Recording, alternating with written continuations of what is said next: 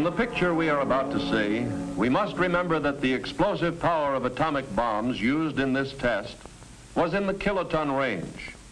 The explosive power of today's hydrogen bomb is measured in terms of megatons. What does that mean to us? It's a matter of practical application. It takes 1,000 kilotons to equal 1 megaton. And by applying the scaling laws, the proportionate comparative effects of a larger bomb can be determined. The A bomb exploded here was rated at approximately 30 kilotons. For comparison, let's use a 20 megaton H bomb. The 20 megaton bomb, therefore, would be 667 times as strong as a 30 kiloton bomb. The relationship between distance for any given pressure and the size of nuclear weapons follows the cube root scaling law. So theoretically, a hydrogen bomb of 20 megatons at approximately 8.5 miles would have about the same destructive power as an atomic bomb of 30 kilotons at 1 mile.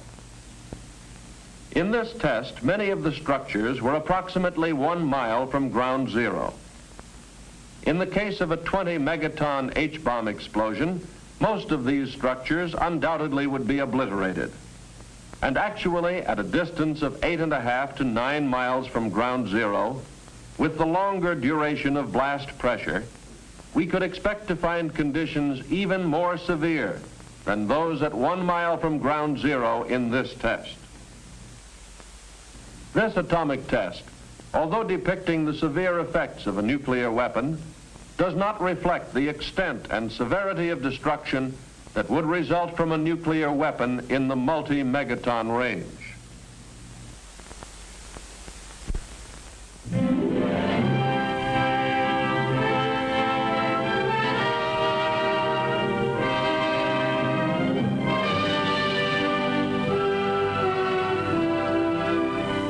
Here at the Atomic Energy Commission's Nevada test site, I covered the story of Operation Q, a program to test the effects of an atomic blast upon the things we use in our everyday lives.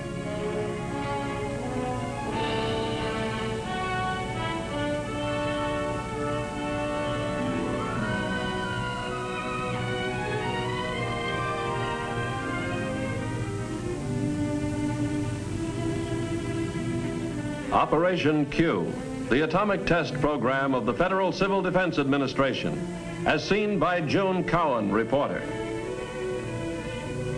I had to see Operation Q through many eyes, not only my own, but as a reporter through the eyes of the average American man and woman.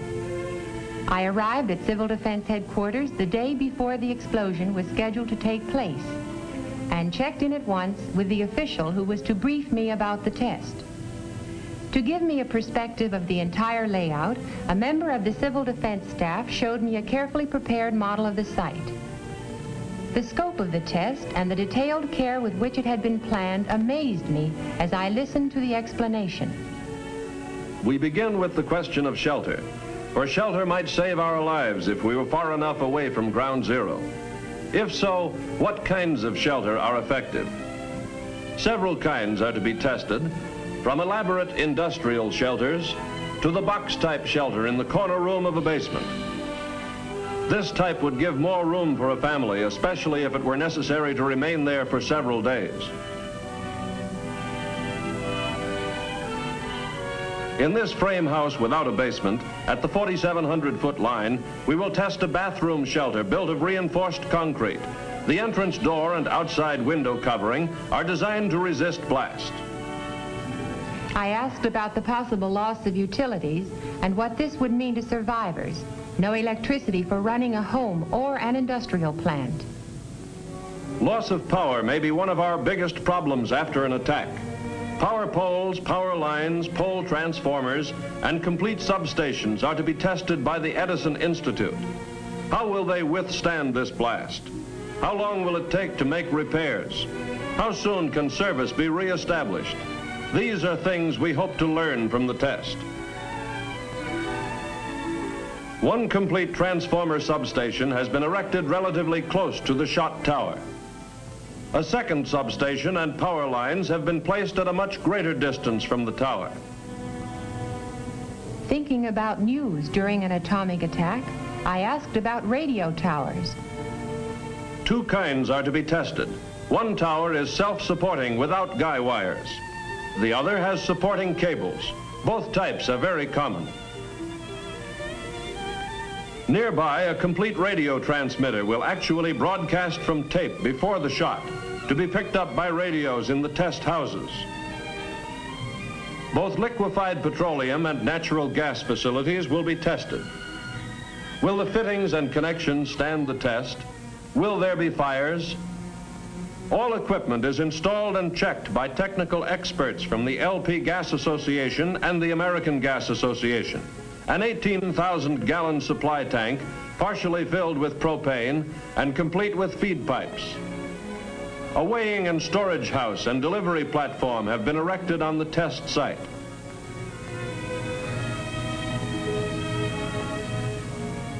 I was anxious to learn all I could about the various types of houses to be tested. 5 types are prepared for exposure to the blast and heat of this atomic explosion.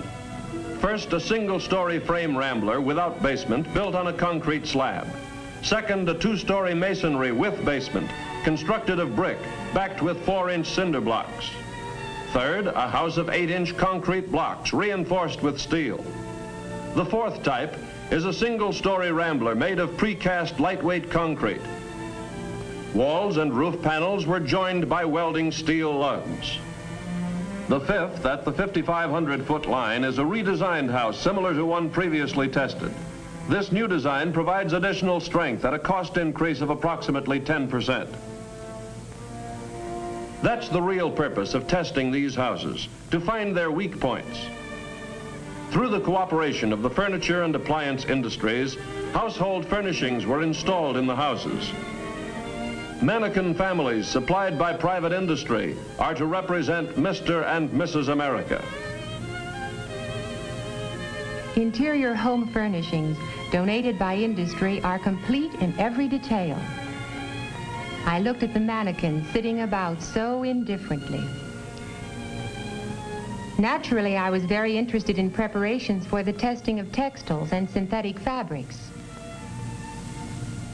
Rows of mannequins were set up in the open facing the blast. Each item of clothing and each color had been carefully selected to give much needed survival information. I was especially interested in the food test program. Canned and packaged foods are to be tested. As a mother and housewife, this appealed to me. I had several questions to ask. Would food in the average home be safe to eat after a blast? Food testing in Operation Q is planned to answer this and other vital questions. Some foods are to be tested in the house, stored in the usual way.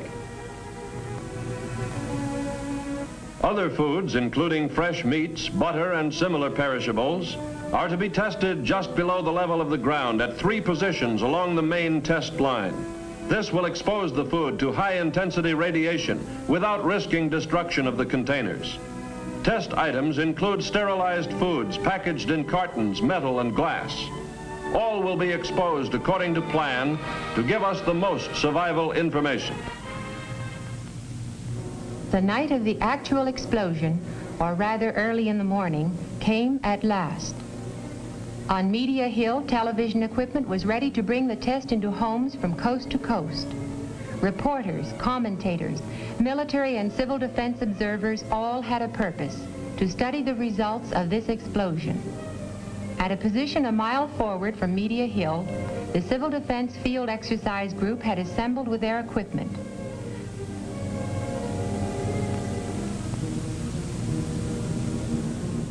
A small group of civil defense volunteers were to occupy a trench relatively close to ground zero.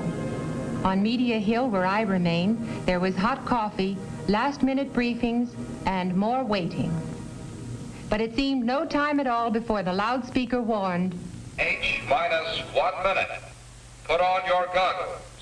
Observers without goggles must face away from the blast.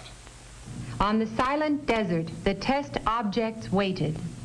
H-minus 10 seconds. 9, 8, 7, 6, 5, 4, 3, 2, 1, 0.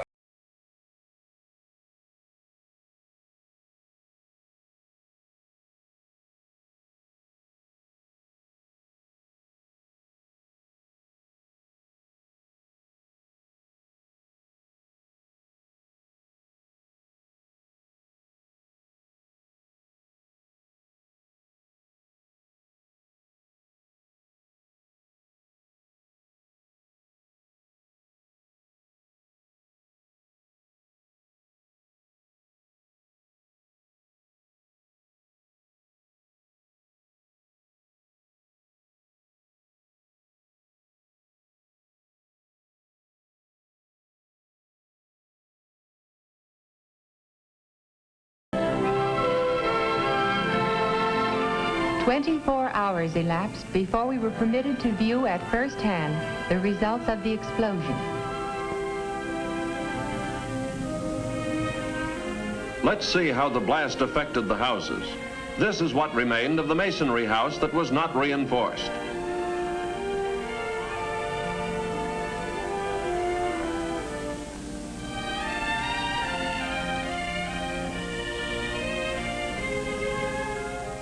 This is the house constructed of reinforced concrete blocks after the explosion.